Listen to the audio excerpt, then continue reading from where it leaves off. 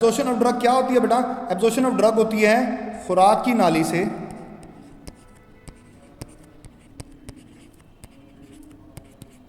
दवाई का खून में जाना। This will be a absorption of drug, कि दवाई का खुराक की नाली से जो है बेटा वो ब्लड में जाना, transfer of medicine from digestive tract to the blood, this will call the drug absorption. ठीक है ना। और खुराक की नाली किसकी बात कर रहा हूं मैं बात कर रहा हूं स्मॉल इंटेस्टाइन की, छोटी आंत की बात कर रहा हूं मैं। ठीक है ना। छोटी आंत से जो है बेटा ये जो है वो दवाई उसके अंदर जाती है। लिखा ना ब्लड स्ट्रीम, ब्लड स्ट्रीम से मुराद ये खून ही है कि खून के अंदर दवाई को आपने, अब वो आगे की बात बता रहा है the rate and efficiency of drug absorption. कहता बेटा कौन सी दवाई कितनी अच्छे से जज्ब होगी ये डिपेंड करती है, किसके ऊपर डिपेंड करती है? रूट ऑफ एडमिनिस्ट्रेशन, कि दवाई आप किस रास्ते से देते हो। दवाई आया आईवी जो दवाई दी जाती है वो 100% ब्लड में चली जाती है, उसकी जो एब्जॉर्प्शन होती है वो 100% होती है। वो कहता है कि दवाई कितने परसेंट आपके खून में जाएगी ये इस बात के ऊपर मुनहसर होता है कि आप कौन सा रूट इस्तेमाल करते हो। मसलन अगर आप इंजेक्शन लगाते हो रग में तो 100% दवाई खून में चली जाएगी।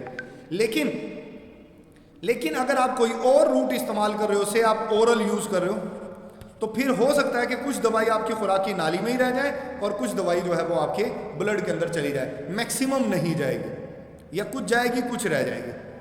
अब ट्रांसपोर्ट ऑफ ड्रग की बात कर लेते हैं। यही बात मैं कर रहा था बेटा, यही ट्रांसपोर्ट ऑफ ड्रग की जो है अभी जो मैं बात कर रहा था ये वो यही थी कि क्या था बेटा कि किस तरीके से जो है ये दवाई जो है वो आपके ब्लड में जा सकती है, कौन कौन से इसके रास्ते हो सकते हैं। ये देखो बेटा, ये सारी मैंने जो आपको डायग्राम दिखा रहा हूँ ना, ये सारी जो है ये स्टमक आपको दिखा रहा हूँ, मैदा जिसको आप बोलते हो। ठीक है ना। ये जो है वो बड़ी आंत है। ये क्या है? ये बड़ी आंत होती है और ये छोटी आंत है, इसको कहते हैं स्मॉल इंटेस्टाइन। आप देखें ये लेबल भी किया हुआ है, नहीं था स्मॉल इंटेस्टाइन। यहाँ पर खून की ना बारीक नालियाँ होती हैं। अब सोचने वाला सोचता है खुराक की नाली के तो इतने सारे हिस्से, तो छोटी आंत ही क्यों है, स्मॉल इंटेस्टाइन ही क्यों है, वहाँ ही क्यों ये एब्जॉर्प्शन हो रही है, वहाँ यहाँ पर एब्जॉर्प्शन हो रही है दवाई की। अब सोचने वाला सोचते ना कि ये सारा काम यहाँ क्यों, क्योंकि बेटा यहाँ पर ना बारीक खून की नालियाँ होती हैं, उनको कहा जाता है कैपिलरीज। क्या कहते हैं? कैपिलरी। ये बारीक खून की नालियाँ होती हैं, जहाँ ये नालियाँ होती हैं, जहाँ ये कैपिलरीज होती हैं, वहीं पर जो है वो चीज़ें एब्जॉर्ब होते हैं, ट्रांसफ़र आसान हो जाता है, एक जगह से जो है वो दूसरी जगह चली जाते हैं। से फर्ज कर लो ये छोटी आंत है, जस्ट फॉर एग्जांपल। ठीक है ना। चले मैं इसको ब्लड वाली बना देता हूँ, छोटी आंत के लिए मैं कोई और कलर यूज़ करता हूँ ताकि आपको समझने में जो है वो आसानी हो जाए। देखिए चले मैं ये छोटी आंत के लिए ब्लैक कलर इस्तेमाल कर लेता हूँ। ये लें, ये black colour, this will be a, ये स्मॉल इंटेस्टाइन का एक पार्ट होता है बेटा। स्मॉल इंटेस्टाइन, छोटी आंत जो होती है उसका एक हिस्सा होता है, उसको कहते हैं ड्यूडिनम, सॉरी उसको कहते हैं इलियम। इलियम वो पार्ट होता है जहां से सबसे ज्यादा एब्जॉर्प्शन होती है। ये जो है बेटा यहां से जो है बेटा ड्रग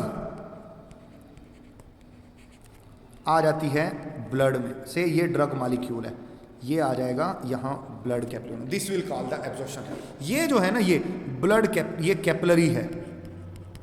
क्या है बेटा?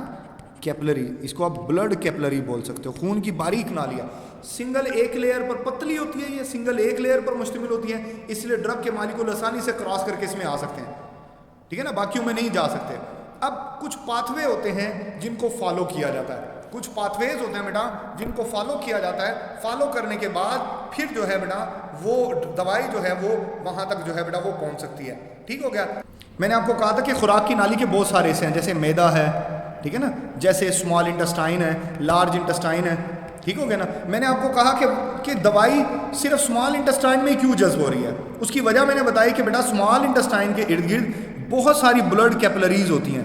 क्या होती हैं? ब्लड कैपिलरीज होती हैं, बहुत सारी ब्लड कैपिलरीज होती हैं। और ये ब्लड कैपिलरीज बारीक खून की नालियाँ होती हैं जहाँ से एब्जॉर्प्शन ऑफ ड्रग आसान हो जाती है, बड़ी आसानी से दवाई यहाँ पर जज्ब हो जाती है। मैंने कहा कि फ़र्ज़ कर लो ये स्मॉल इंटेस्टाइन का इलियम वाला पार्ट है, ये ब्लैक वाला, यहाँ से दवाई ब्लड कैपिलरी में ट्रांसफ़र होगी। ये देखें ये ज़रा था, ये यहाँ पर आ गया। ठीक है ना। ब्लड कैपिलरी में क्योंकि ये थिन होती हैं, बारीक होती हैं, सिंगल एक मेम्ब्रेन पर मुश्तमिल होती हैं, इसलिए ड्रग के मॉलिक्यूल बड़ी आसानी से इसके अंदर आ जाते हैं। मतलब स्मॉल छोटी आंत का इलियम वाला वो पार्ट होता है जहाँ से मेडिसिन जो है बेटा वो इसमें दाखिल हो जाती है। चले अब मैं आगे चलूँ। अब मैंने आगे आपको बताना था कि कौन कौन सा तरीकेकार है जिससे दवाई जो है वो जज्ब हो सकती है। देखो बेटा, सबसे पहला होता है पैसिव डिफियन। अब ये पैसिव डिफियन क्या होती है? अगर आपकी दवाई अनआयोनाइज्ड है, अनआयोनाइज्ड का मतलब क्या है? दवाई पर कोई चार्ज नहीं है। अगर आपकी दवाई पे कोई चार्ज नहीं है, पॉजिटिव नेगेटिव कोई चार्ज नहीं है। दूसरा,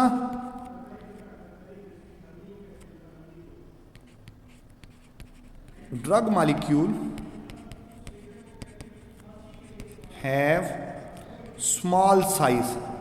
अगर दवाई का मॉलिक्यूल छोटा है, उर्दू में लिख दूं, दवाई का मॉलिक्यूल छोटा है, तो तब ये वाला रास्ता अख्तियार हो सकता है, पैसिव डिफियन।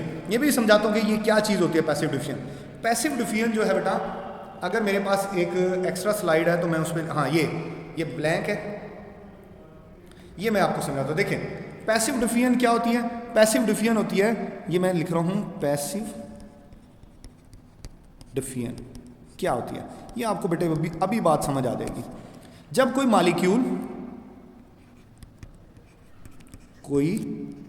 मॉलिक्यूल ज़्यादा मिकदार से कम मिकदार की तरफ मूव करे, ठीक है ना, तो इसको पैसिव डिफियन कहते हैं। इसको क्या कहेंगे? इसको पैसिव डिफियन कहेंगे। मीन फर्ज कर लें, देखें मैं बनाता हूं। मैं पहले थोड़ा सा इसका जो है, फर्ज कर लो ये अगेन ब्लड कैपिलरी है, अगेन रेड कलर में होते हैं ना, इसलिए मैं इसको रेड कलर में ही बना रहा हूं। फर्ज कर लें ये ब्लड कैपिलरी है, ठीक हो गया। और दोबारा से मैं कलर थोड़ा सा चेंज कर दूं ताकि आपको समझने में आसानी रहे बेटे। मैं ब्लैक कर देता हूं, दिखता अच्छा है ब्लैक। ये वही क्या है, ड्यूडिनम है, सॉरी इलियम है स्मॉल इंटेस्टाइन की, ठीक हो गया। अब ड्रग के मॉलिक्यूल ये रहे, यहां तो नहीं है, फर्ज कर लो यहां पहले से थोड़ा एक था। अब देखो ड्रग के मॉलिक्यूल क्या है, यहां ज्यादा है, यहां कम है, तो बगैर एनर्जी का इस्तेमाल किए ये खुद ब खुद यहां आ जाएंगे। और ये मूवमेंट उस वक्त तक चलती रहेगी जब तक ये दोनों साइड में बराबर नहीं हो जाते। हमेशा चीज ज्यादा से कम की तरफ जाती है, इसको आप पैसिव ट्रांसपोर्ट बोलते हो। क्या बोलते हो? क्योंकि जब आप दवाई खाओगे, जाहिर सी बात है, दवाई आप खाने से दवाई खुराक की नाली में ज्यादा होगी, ब्लड में कहाँ होगी, तो आपकी खुराक की नाली से वो ब्लड में चली जाएगी। तो ये जो डिफियन होती है बेटा, ये सिंपल डिफियन कहते हैं इसको। पैसिव डिफियन जो है बेटा वो कहते हैं इसमें एनर्जी का कोई इस्तेमाल नहीं होता, एनर्जी का इस्तेमाल नहीं होता जी। अब मैं विंडो की तरफ वापस आ रहा हूं, मुझे आप बताएंगे मेरी बातें समझ आई कि नहीं आई?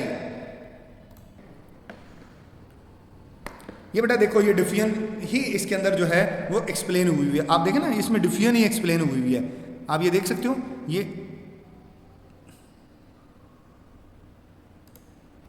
देखें ना, यहां पर मॉलिक्यूल ज्यादा है और यहां मॉलिक्यूल कम है। ये वो मेम्ब्रेन है जो कि इसने क्रॉस किया, सैल्यूट पार्टिकल है ना, देखें ये यहां पर आ रहे हैं। तो this is called the simple defiant mechanism.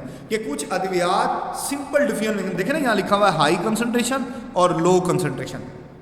ये बात मैंने बताई है ना कि ये हमेशा ज्यादा मिकदार से कम मिकदार की तरफ होता है। इसको सिंपल पैसिव डिफियन जो है बेटे वो कहा जाता है। चले अब हम आगे चलते हैं।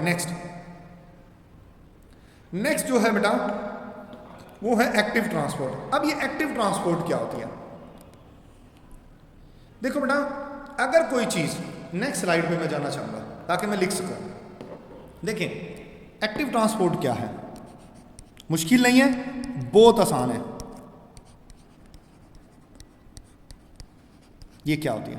ये पैसिव ट्रांसपोर्ट के बिल्कुल उल्ट होती है। अगर कोई मॉलिक्यूल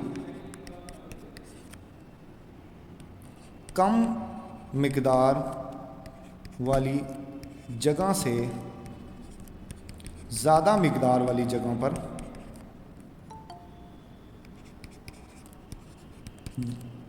जाना चाहे